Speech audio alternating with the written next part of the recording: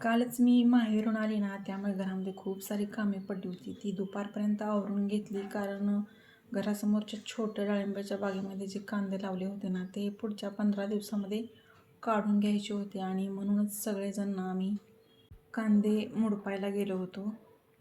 15 दिवसांनी ना डाळिंबाच्या झाडांना शेणखत घालायचं होतं. त्यामुळे कांदे काढून घ्यायचे होते म्हणून आम्ही सगळ्यांनी कांदे मुडपून घेतले.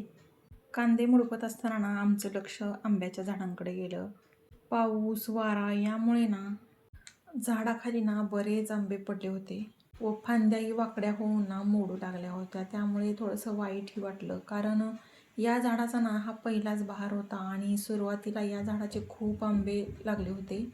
मग ठरवलं की जे उरलेले आहेत ना ते तरी व्यवस्थित जपून ठेवावेत, म्हणून सर्व झाडांना ना येळूच्या काट्यावर रोवून घेतल्या आणि सर्व फांद्या सुतळीने येळूला व्यवस्थित अशा बांधून घेतल्या अशा पद्धतीने.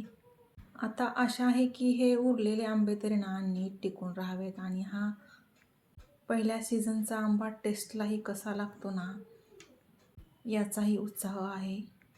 आपल्या शेतात ना सगळ्यांनी एकत्र काम करायला ना खूप भारी वाटतं. मन ना अगदी प्रसन्न होऊन जातं. बघू शकता, खूप छान अशा कैऱ्या लागल्या होत्या आणि तेवढ्याच कैऱ्या ना खालीही गळून पडल्या होत्या. आपल्या हाताने काहीतरी जपल्याचा ना आनंद खूप खास असतो. बघूयात मग आता वातावरणाची साथ मिळाली ना तर या बहारचा आपणच लावलेल्या आंब्याच्या झाडाचा आंबा ना टेस्ट करता येईल आणि याचं जे काय समाधान असतं ना ते खूप वेगळं असतं.